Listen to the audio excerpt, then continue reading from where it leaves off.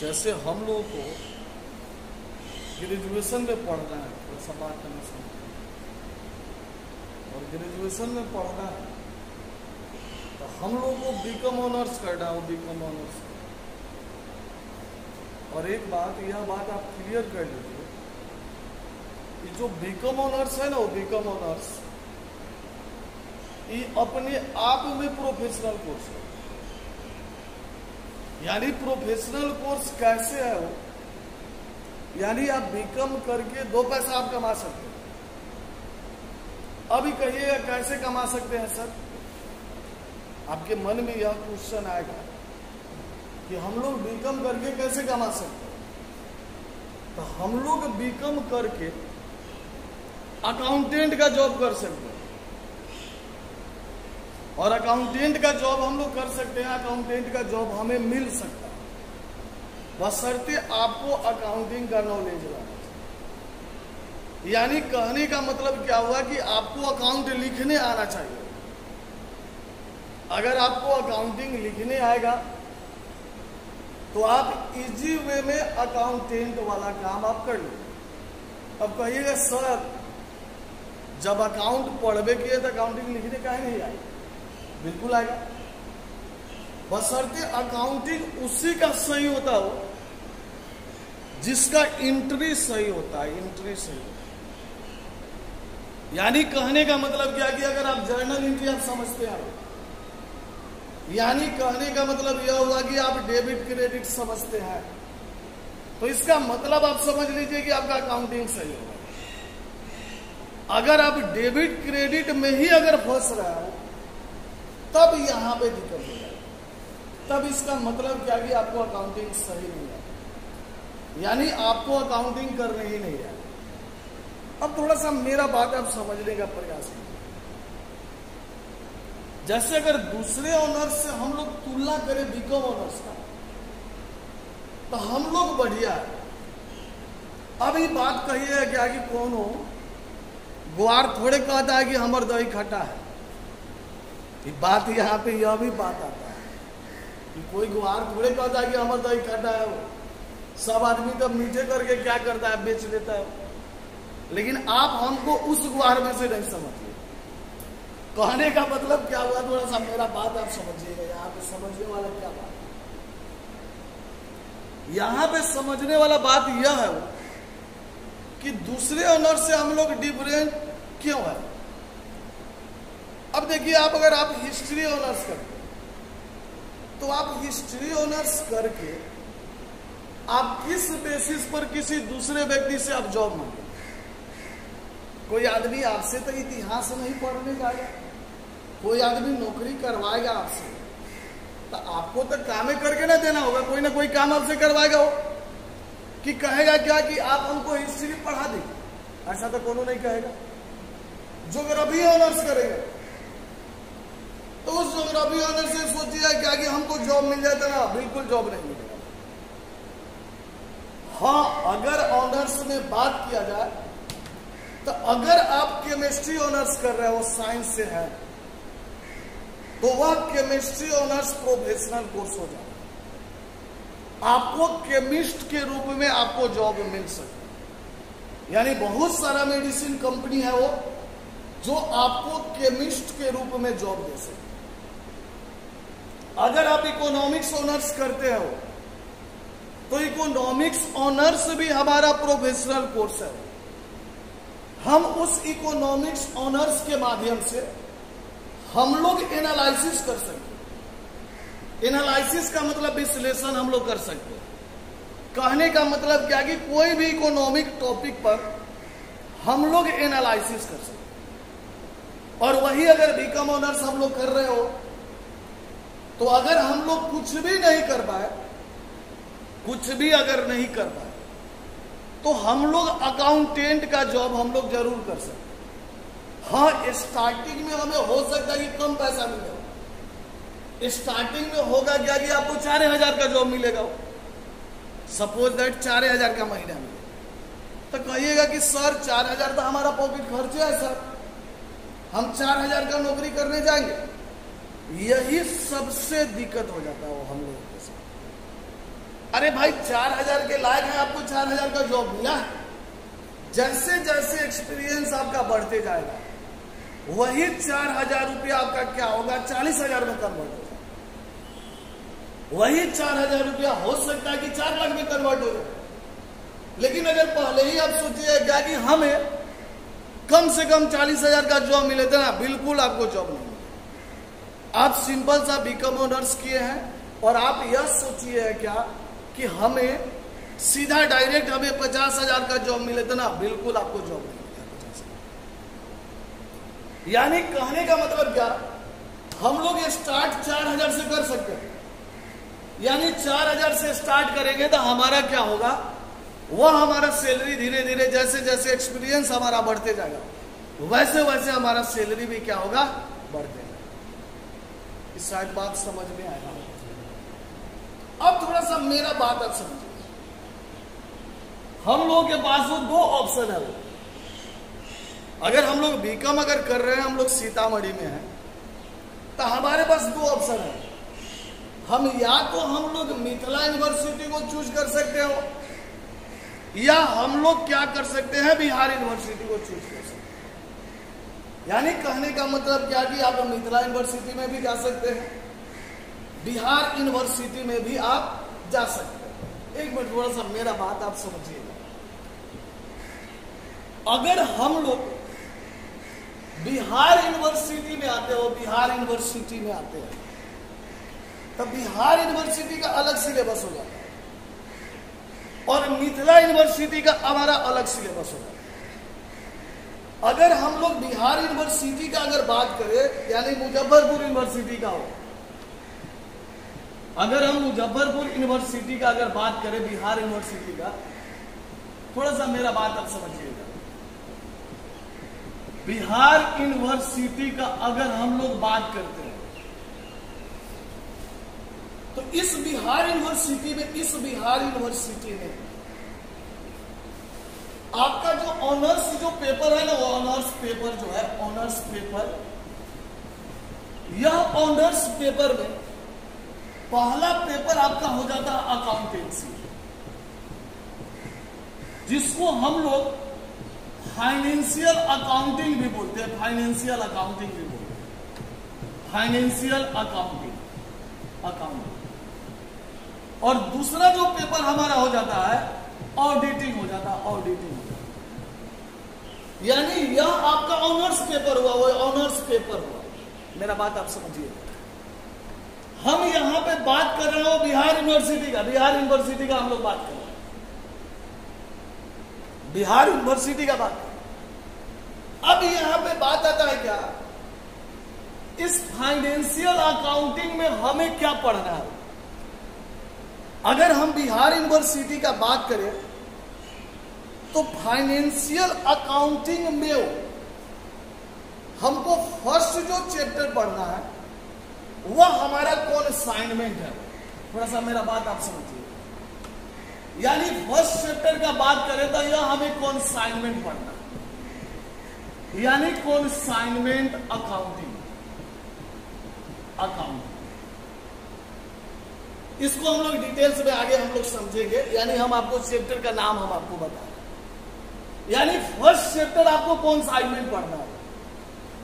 Second chapter का बात करें तो हम लोग को ज्वाइंट वेंचर पढ़ना हो, ज्वाइंट वेंचर पढ़ना। थर्ड चैप्टर का बात करें तो हम लोग को पार्टनरशिप पढ़ना है, लेकिन पूरा पार्टनरशिप नहीं पढ़ना।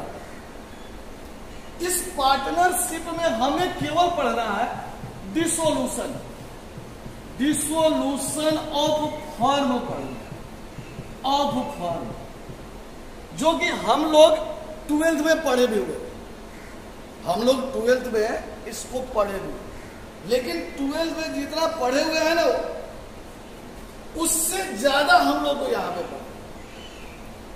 इस सारी बात समझ में आ रहा है।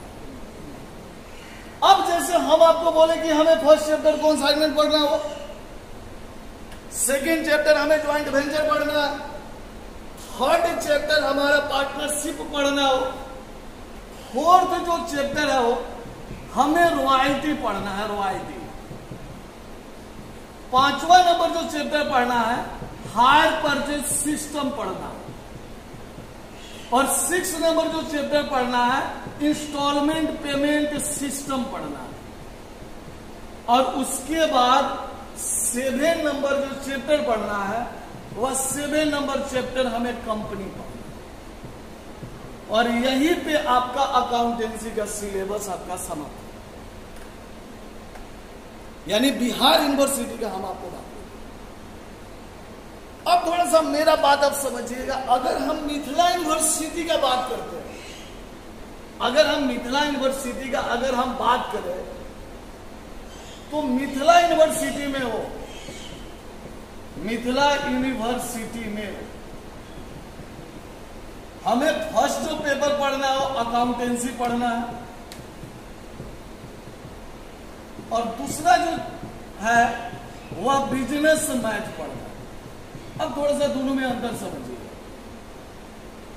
जैसे हम आपको बिहार यूनिवर्सिटी में जो ऑनर्स पेपर हम लिखे हैं, देखिएगा यहां भी अकाउंटेंसी पढ़ना है, लेकिन सेकंड पेपर हमें क्या पढ़ना हो, ऑडिटिंग पढ़ना है।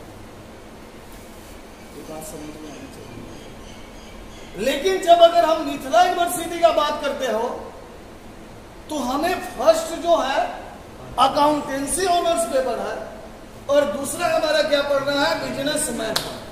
यानी कहने का मतलब क्या, मिथिला यूनिवर्सिटी में हमें फर्स्ट पार्ट में, बीकॉम फर्स्ट पार्ट में, यानी बीकॉम फर्स्ट ईयर में हमें ऑडिटिंग नहीं पढ़ना है, उसके जगह पे हमें क्या पढ़ना है, बिजनेस। बात समझ में आना चाहिए, बढ़े। अब थोड़ा सा मेरा बात आप समझिए, इसका जो अकाउंटेंसी का सिलेबस है ना, वो यह अकाउंटेंसी के सिलेबस में 11th 12th का भी कुछ टॉपिक यह अपने में शामिल करता है। 11th 12th का भी कुछ टॉपिक आपको शामिल करता है, कुछ चैप्टर हम लोग को पढ़ाना है, यानी 11th 12th का भी कुछ सिलेबस या यूनिवर्सिटी आपको अकाउंटेंसी में डालता है। लेकिन जब बिहार यूनिवर्सिटी का बात कीजिएगा तो बिहार यूनिवर्सिटी 11th 12th में केवल 12th का एक चैप्टर ही डालता है, वो भी पार्टनरशिप में एक ही टॉपिक आपको पढ़ना है। कुछ समझे है? यानी हम लोग ऑनर्स पेपर का बात किए वो दोनों यूनिवर्सिटी का, बिहार यूनिवर्सिटी का भी और मिथिला यूनिवर्सिटी का भी। अब थोड़ा सा मेरा बात आप समझिए, जब हम लोग ऑनर्स करते हैं वो, तो हमारा जो सिलेबस है, थोड़ा सा बात अगर समझिए, हमारा सिलेबस 2 भागों में बढ़ता है, और 2 भागों में बढ़ता है ना, 2 भागों में बढ़ता है। तो पहला जो भाग हो जाता है, वह पहला भाग हो जाता है ऑनर्स पेपर, ऑनर्स पेपर, और दूसरा जो भाग हो जाता है सब्सिडरी पेपर हो जाता है, सब्सिडरी पेपर। ये बात समझो। अब इस सब्सिडरी का मतलब होता है वो सहायक, और इसका मतलब होता है वो प्रतिष्ठा, यानी कि आप इसमें प्रतिष्ठा हासिल करने वाले हैं। ऑनर्स जो किया जाता है ना, उसको हम लोग प्रतिष्ठित व्यक्ति बोलते हैं, यानी कि उसके पास प्रतिष्ठा हो गया है। ये बात आप समझे कि बढ़ाए। एक मिनट, थोड़ा सा मेरा बात, एक मिनट मेरा बात आप समझिए कि अगर बीकॉम पार्ट 1 का बात करें ना, तो इस ऑनर्स पेपर में हमें आप मिथिला यूनिवर्सिटी का बात कीजिए तब, या बिहार यूनिवर्सिटी का बात कीजिए तब, 2 आपको पेपर पढ़ना है, यानी 2 सब्जेक्ट आपको लेना है, और उस दोनों सब्जेक्ट में मिलाकर पास करने के लिए 90 नंबर आना चाहिए, 90 मार्क्स आना चाहिए। यानी कहने का मतलब क्या, अगर हम बिहार यूनिवर्सिटी का बात करते हो तो अकाउंटेंसी और ऑडिटिंग दोनों मिलाकर अगर आपको 90 नंबर आया तब आप पास किए, 90 नंबर नहीं आएगा तो आप क्या कर लीजिएगा? फेल कर लीजिएगा। तो कुछ सुन ही रहे हैं। यानी इस ऑनर्स पेपर में हमें कितना नंबर आना चाहिए? वो 90 नंबर आना चाहिए। लेकिन जब हम लोग सब्सिडरी पेपर का बात करते हैं, सब्सिडरी पेपर में पहला जो पेपर आता है आपका बिजनेस ऑर्गेनाइजेशन आता है, बिजनेस ऑर्गेनाइजेशन। दूसरा जो पेपर आता है, दूसरा पेपर आता है प्रिंसिपल ऑफ इकोनॉमिक्स, इकोनॉमिक्स। और तीसरा पेपर आता है MIL हिंदी, या आप इंग्लिश भी ले सकते हैं, कुछ भी ले सकते हैं, या 50 नंबर हिंदी 50 नंबर इंग्लिश हो ले सकते हैं। लेकिन जनरली लड़का हिंदी लेता है।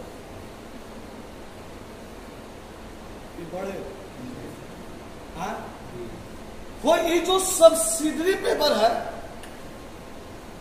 इसमें पास करने के लिए, थोड़ा सा मेरा बात आप समझिए, इसमें पास करने के लिए मिनिमम आपको कितना मार्क्स आना चाहिए? 33 मार्क्स आना चाहिए। यानी प्रत्येक पेपर में 33 नंबर आना चाहिए, 33 नंबर। यानी सब्सिडरी पेपर में, सब्सिडरी पेपर में। लेकिन सोचिएगा क्या, इसका नंबर जुट जाए तो इसका नंबर नहीं जुटता। यानी आपका रिजल्ट जो आएगा ना, वो ऑनर्स पेपर पर ही आपका रिजल्ट है। सुने हैं?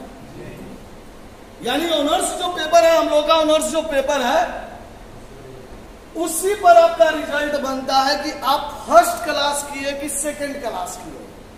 यहां पे क्लास का बात होता है, डिवीजन का बात नहीं होता। वो गौर से सुनिएगा तब समझ लेगा। मुर्गी लेकर बनाएगा तब ना बुझाएगा, गौर से सुनिएगा तो बुझाएगा। हम जैसे आपको बोले, थोड़ा सा मेरा बात आप समझिए, हम जो आपको बोले, ये जो ऑनर्स पेपर है ना, ऑनर्स पेपर, इसी ऑनर्स पेपर पर आपका रिजल्ट आएगा। अब कहिएगा सर पार्ट 1 में हमको रिजल्ट देगा क्या? बिल्कुल रिजल्ट देगा, लेकिन आपको क्लास नहीं देगा। अब वो झगड़े रहना थी, वो झगड़े रहा बाबू, झगड़े रहा। एक मिनट, हम जो आपको बोले, ये जो ऑनर्स है वो ऑनर्स, अब देखिए इसका सिलेबस है कैसे। जैसे हम लोग बीकॉम में एडमिशन कराते हैं, तो एक पार्ट 1 होता है, जो कि हम लोग पार्ट 1 में है, यानी पार्ट 1 में एडमिशन लेने वाले। इसमें आपको 2 पेपर पढ़ना हो, 200 का। जब पार्ट सेकंड में जाइएगा, पार्ट सेकंड में जाइएगा, इसमें भी आपको 2 पेपर पढ़ना होगा। ये भी आपका क्या होगा? 200 नंबर का होगा। और वही थर्ड पार्ट में जाइएगा, पार्ट थर्ड में जाइएगा, तो आपको ऑनर्स पेपर में 4 पेपर पढ़ना होगा, यानी 4 पेपर पढ़ना। ये में डरने वाला बात नहीं है, धिया पुता वाला सिलेबस। ये में डरने वाला कहीं बात नहीं है। हम लोग जैसे इंटर में जितना मेहनत किए ना, उसका आप समझिए ना 25% ही मेहनत करते, कोई खास मेहनत नहीं करते। यानी यहां पे 4 पेपर पढ़ना है तो 400। अब आपका रिजल्ट जो आएगा वो यहां पे 800 मार्क्स का थर्ड पार्ट के बाद 60% या 60% से एबव रहेगा तो आपका फर्स्ट क्लास आएगा, वो फर्स्ट क्लास। और वही 60% से कम रहेगा तो आपका क्या आएगा? Second class. और सोचिएगा क्या इसमें थर्ड क्लास होता है क्या सर? तब बिल्कुल नहीं होता है सर। ऑनर्स जो चालू होता है वह सेकेंड क्लास और फर्स्ट क्लास से चालू।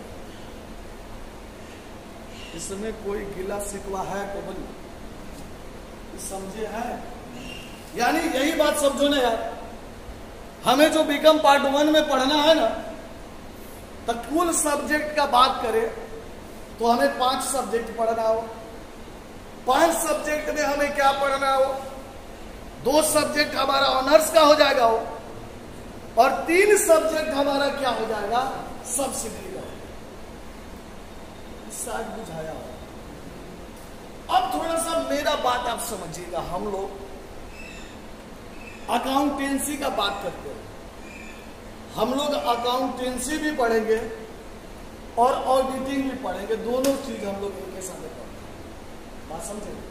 बशर्ते आपको करना क्या होगा कि कम से कम आपको एक ऑडिटिंग का बुक ले लेना होगा। अकाउंट का बुक लीजिए या न लीजिए, ऑडिटिंग का बुक कम से कम आप ले लीजिएगा। ये क्लियर है? हाँ। अब थोड़ा सा मेरा बात आप समझिएगा। हम लोग जो चालू करते हैं, हम लोग कॉन्साइनमेंट से ही चालू करते हैं। यानी फर्स्ट चैप्टर आप देखिएगा तो हमें कॉन्साइनमेंट पढ़ना है, लेकिन उससे भी पहले आप देखिएगा ना, वो तो हम लोग को कुछ फाइनेंशियल स्टेटमेंट का टॉपिक दिया। यानी फाइनेंशियल स्टेटमेंट का मतलब हुआ वित्तीय विवरण, और वित्तीय विवरण में 2 चीज आता है। पहला चीज आता है इनकम स्टेटमेंट, और दूसरा चीज आता है पोजीशन स्टेटमेंट।